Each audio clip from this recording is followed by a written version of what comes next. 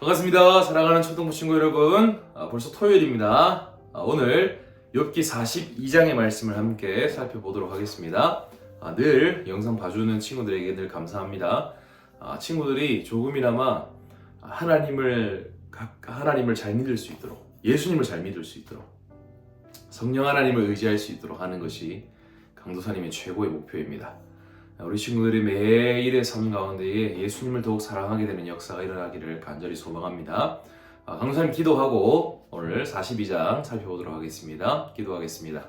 하나님 아버지, 사랑하는 우리 초등부 친구들이 때로는 어려움 가운데 있을지라도 모든 이 어려움들을 예수님 앞에 들고 감으로써 예수님의 십자가 아래에서 이 고통에 대한 해답을 발견하게 해주시고, 이 고통 속에서 우리와 함께 하시기 위해 고통 속으로 예수님이 들어오셨다는 사실을 깨닫게 해주셔서 이 예수님을 끝까지 붙들며 따라갈 수 있는 우리 친구들 될 수 있도록 은혜 베풀어 주시옵소서.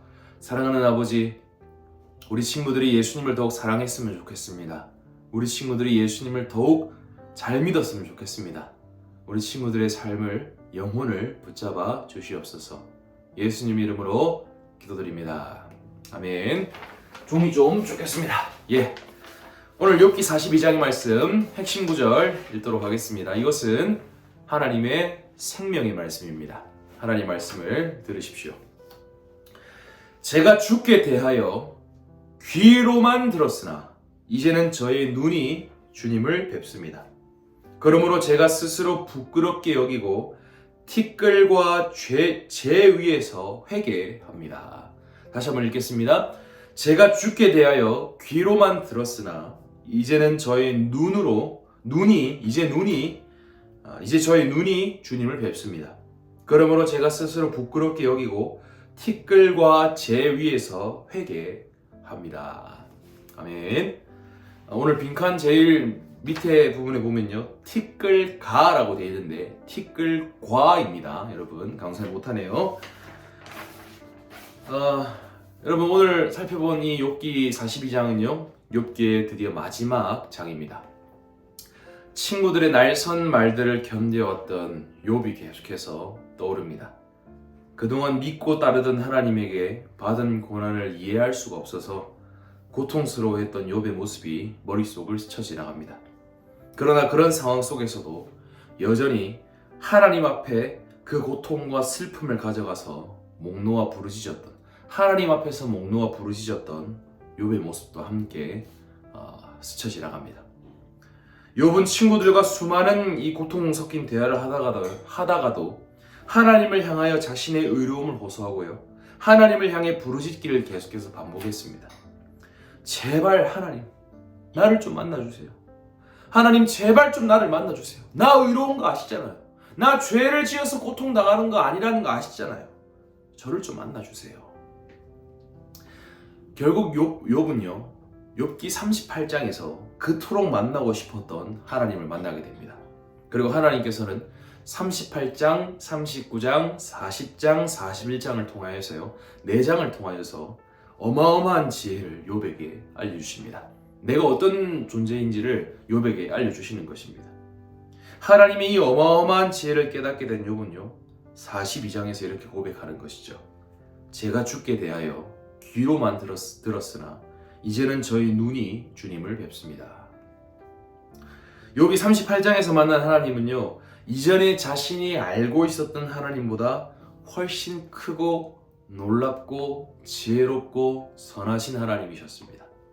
이전에 내가 알고 있었던 이 하나님에 대한 믿음과 지식은 거의 없었던 것과 마찬가지일 정도로 욥 앞에 나타나신 하나님은요, 정말 엄청난 분이셨습니다. 여러분, 우리는요, 지금 하나님에 대해서 우리는 얼마나 알고 있다고 생각합니까? 여러분, 나는 하나님을 다 알고 있다고 생각하진 않습니까? 여러분, 혹시 우리는 우리 자신의 얼마나 큰 죄인이라는 것을 얼마나 알고 있습니까? 우리는 많은 것들을 모르는 상태에서 이 세상을 살아가고 있습니다. 많은 것들을 정말 모르고 있지만 나는 알고 있다, 나는 지혜롭다 라고 착각하며 이 세상을 살아가고 있는 것이죠. 그러나 여러분, 한 가지 확실한 것은요, 고난 가운데에서 아무것도 몰랐지만, 아는 것들이 많이 없었지만, 욥은 정말 그런 존재였지만, 아는 것이 많이 없는 존재였지만, 고난 가운데에서 하나님 앞으로 계속해서 나아가서 하나님을 붙잡자, 이 욥에게 하나님이 나타나셨습니다. 여러분, 이런 사실을 보면요, 한 가지 확실한 것은 고난 가운데에서 하나님 앞으로 계속 나아가서 하나님을 붙잡는 모든 이들에게 하나님이 반드시 나타난다는 사실입니다. 그 하나님을 통하여서 내가 알지 못했던, 내가 정말 몰랐던 인생에 대한 해답, 고난에 대한 해답, 하나님에 대한 해답을 듣게 되고 모든 지혜를 깨닫게 될 것이라는 사실을 이 욥기라는 성경이 우리에게 알려주고 있다는 것입니다. 여러분, 언제나 하나님 자신이요, 우리 삶의 모든 해답이 되신다는 것을 믿으시길 바랍니다. 다른 것이 우리의 삶에 무엇인가를 알려주는 것이 아니라 하나님이 우리의 삶의 진정한 답을 알려주시고 우리의 삶의 진정한 지혜를 알려주는 분이라는 사실을 믿으시길 바랍니다. 고난이 이해되지 않을 때에도, 하나님이 어떤 분인지 모를 때에도 하나님 자신이 우리의 가장 큰 해답이요 정답이라는 사실입니다.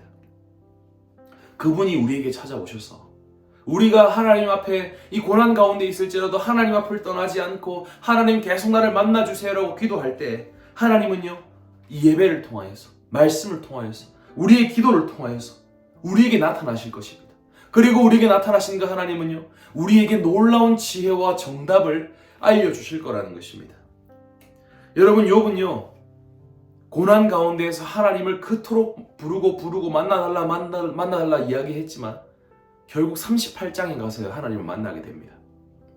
여러분, 그러나 오늘 우리는 어떠합니까? 우리가 고난 속에 있을 때, 하나님을 향하여 만나달라 이야기했을 때 하나님은 그 즉시 우리에게 이 성경을 통해서 말씀하시는 분이십니다.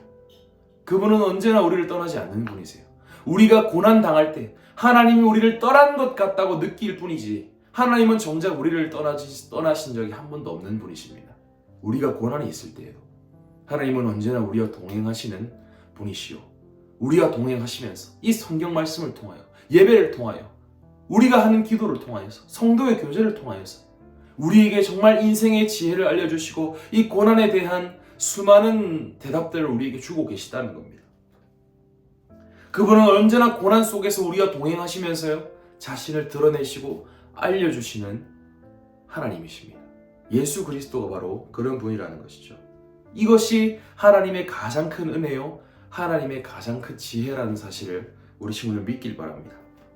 여러분, 이 은혜를 우리에게 베풀어 주시기 위해서요, 고난 가운데 있는 우리를 떠나지 아니하시고 우리에게 인생의 정답과 이 고난의 해답을 알려주시기 위해서 그리스도께서 고난 받으셨음을 기억하시기 바랍니다. 여러분, 고난 속에서 우리가 하나님을 향하여 하나님 나를 만나주세요 라고 외칠 때, 그래 내가 너를 만나주마 라고 하나님께서 말씀해 주시기 위하여서 예수 그리스도께서 십자가에서 어떤 일을 당하셨는지를 한번 기억해 보시길 바랍니다.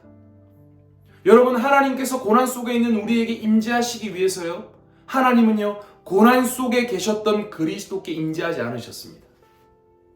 십자가에서 예수님은요, 하나님의 임재를 경험한 것이 아니라 고난 속에서 예수님은 하나님을 향하여 주님 나를 좀 만나주세요. 하나님 아버지 나를 좀 만나주세요. 나 이렇게 괴롭잖아요. 나 의인이라는 거 하나님 알고 계시잖아요.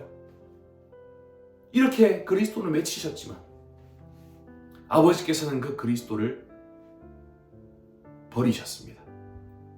예수님은 하나님 아버지를 향한 나를 만나주세요라고 이야기하셨지만 결국 아버지는 그 아들을 버리셨고 아들은 이렇게 외쳤죠. 나의 하나님, 나의 하나님, 어찌하여 나를 버리셨나이까. 여러분, 예수님이 이러한 놀라운 일을 경험하셨기 때문에 오늘 우리는요, 고난 속에서도 하나님께 버림받지 않는 자들이 되었다는 것입니다. 여러분, 우리는 고난 받을 때마다 하나님 나를 만나주세요 라고 이야기할 때 저 갈보리 언덕에 있는 십자가에서 우리를 향해 음성이 들려오는 것을 들을 수 있습니다. 사랑하는 창희가, 사랑하는 누구누구야, 내가 고난 속을 걷고 있는 너와 지금 함께하고 있다. 네가 나를 만나달라고 부르짖을 때마다 나는 언제나 너의 가장 가까운 곳에 있었고 네 마음 안에 있었고 너의 삶을 내가 감싸고 있었고 이 교회를 통하여, 말씀을 통하여 언제나 너에게 찾아가고 있다. 이 고난 많이 힘들지? 나도 이 고난을 겪어보았다. 내가 너와 함께 이 고난을 통과하고 싶구나. 내가 너의 손을 꼭 잡아줄게. 내가 너의 고통을 다 안다. 나와 함께 이 고난을 통과하자. 나와 함께 이 고난을 걸어가자.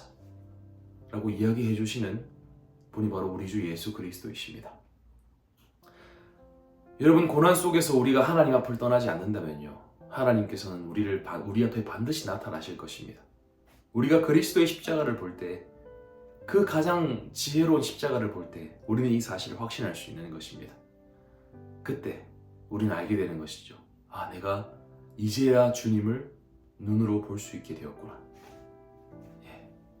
우리는 고난이 다가오지 않을 때는 주님을 그저 귀로만 듣고 머리로만 알고 있었지만, 우리가 정작 고난을 통과하게 될 때 그리스도께서 정말 나를 위해 엄청난 일을 하셨구나 라는 사실을 눈으로 보게 되고 가슴으로 경험하게 되는 것입니다. 그런 점에서 여러분, 때로는 우리에게 고난을 주시옵소서 라고 기도하는 그런 용기가 필요할 것 같습니다.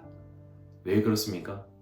하나님을 눈으로 보기 위해서, 이 고난 가운데 내 옆에서 지금 동행하고 계시는 그 하나님을 보기 위해서 하나님, 나에게 고난을 허락하여 주십시오. 시편 기자처럼 우리가 기도할 수 있어야겠습니다. 고난 받는 것이 내게 유익이라. 그로 말미암아 내가 주의 율례를 배우게 되었나이다. 여러분, 고난 받는 것이 우리에게 유익이 될 수 있는 이유가 무엇입니까? 주님의 말씀을 우리가 더 선명하게 볼 수 있기 때문입니다. 우리가 고난 받을 때 그리스도를 더욱 아름답고 선명하게 볼 수 있기 때문입니다. 우리가 고난 받을 때 고난 받으신 그리스도가 얼마나 대단한 분이라는 사실을 알 수 있게 되기 때문입니다. 여러분, 오늘 하루도, 남은 이 토요일도 우리를 위해 고난 받으신, 우리와 함께 동행하고 계시는 그 그리스도를 바라보며 사랑하며 믿을 수 있는 하루 되기를 주님의 이름으로 간절히 축복합니다. 안녕! 주일날 봅시다.